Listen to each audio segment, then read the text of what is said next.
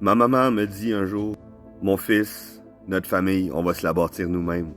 Le lien de sang, c'est un lien de naissance, rien de plus. Et vous savez la suite de l'histoire, évidemment. Yves Godin, l'homme de ma vie, que ma mère a rencontré lorsque j'avais 4 ans, il a décidé de m'adopter. Alors oui, à ce moment-là, je suis rentré dans la famille des Godin et il y a eu le premier homme, après mon père, qui a fait le pont entre moi et cette famille, c'est-à-dire Michel Godin, mon grand-père. Et quand on dit que la famille de sang ne veut rien dire comparativement à la famille qui nous choisit, qu'on choisit en retour, eh bien voici une anecdote. Et là, mon but n'est pas d'écorcher les Godin, au contraire, c'est un hommage à cette famille qui m'a accueilli à bras ouverts. Je vous aime de tout cœur.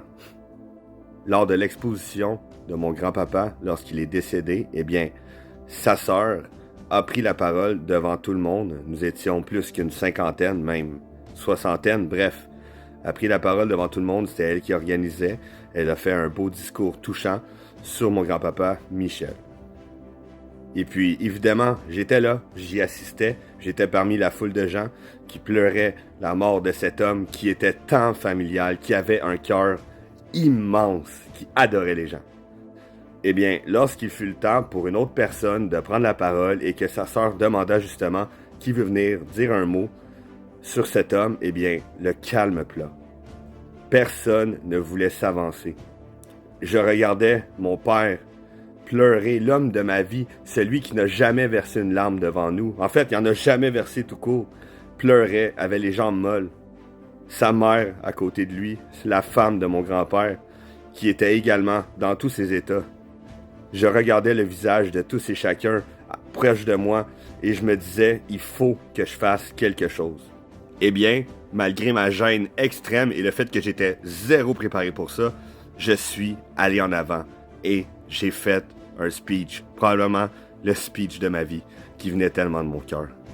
En gros, j'ai parlé du fait que cet homme, parce que j'ai commencé en disant que non, je n'étais pas un Godin à la base, je n'ai pas de sang de Godin, mais j'ai leur cœur, j'ai leur force et probablement leur faiblesse, mais j'en suis fier. Et j'ai commencé en expliquant que cet homme a été le pont pour moi entre ma famille d'abandon et ma nouvelle famille qui m'a adopté, qui a décidé de me faire une place dans leur vie. Bref, ce jour-là, j'ai rendu hommage à cet homme, ce grand homme de ma vie, et je l'ai fait en grande partie pour un autre grand homme de ma vie, celui qui m'a adopté et qui m'a donné son nom de famille, mon père Yves Godin. Alors oui, c'est important, la famille de sang, c'est très important, mais c'est pas toujours ce qui est le plus important. Ça se peut que parfois ça ne fonctionne pas parce qu'on les choisit pas. Eh bien dans ce cas, comme ma mère m'a un jour dit, eh bien faites-la votre propre famille et chérissez-la du plus profond de votre cœur.